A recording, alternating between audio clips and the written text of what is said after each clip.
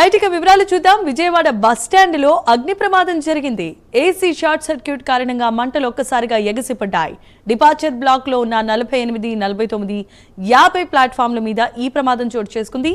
ఈ ప్రమాదం కాసేపు కలకలాన్ని రేపింది.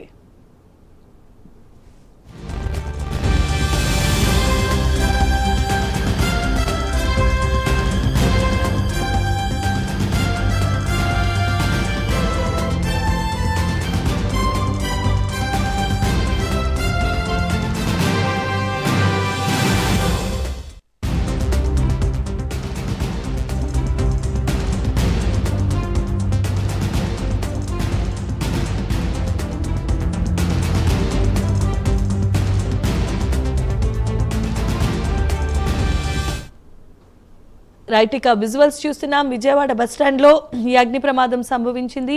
ఏసీ షార్ట్ సర్క్యూట్ కారణంగా ఒక్కసారిగా మంటలు ఎగిసిపడ్డాయి. ప్లాట్ఫామ్ నెంబర్ 48, 49, 50 ఇళ్ల మీద ఈ ప్రమాదం చోటు చేసుకుంది. ఈ ప్రమాదంతో అక్కడ కాసేపు కలకలం జరిగింది. ఇదే అంశానికి సంబంధించిన మరింత సమాచారాన్ని మా ప్రతినిధి రాజ్ కుమార్ అందిస్తారు. రాజ్ కుమార్. ఏదైతే విజయవాడ బస్ స్టాండ్ లో అగ్ని ప్రమాదం చోటు చేసుకుంది.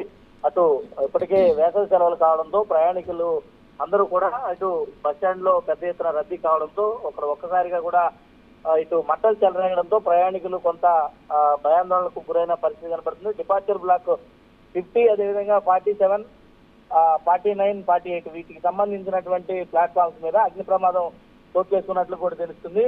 మరి ఏదైతే ఇటు పూర్తి స్థాయి కూడా దీనికి సంబంధించినటువంటి సమాచారాన్ని సేకరించే పనిలో ఉన్నారు అటు అవుట్ పోస్ట్ కి సంబంధించినటువంటి పోలీసులు.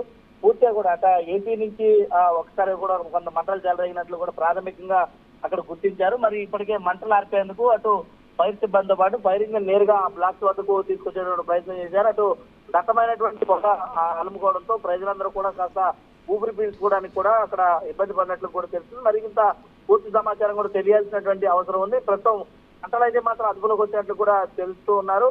మరి ఇంకా కూడా అంటే దీనికి ప్రమాదానికి గల పూర్తి కారణాలు అయితే కూడా తెలియాల్సిన అవసరం కూడా కనపడుతుంది. Jemimah. Right, thanks for the updates Raj Kumar.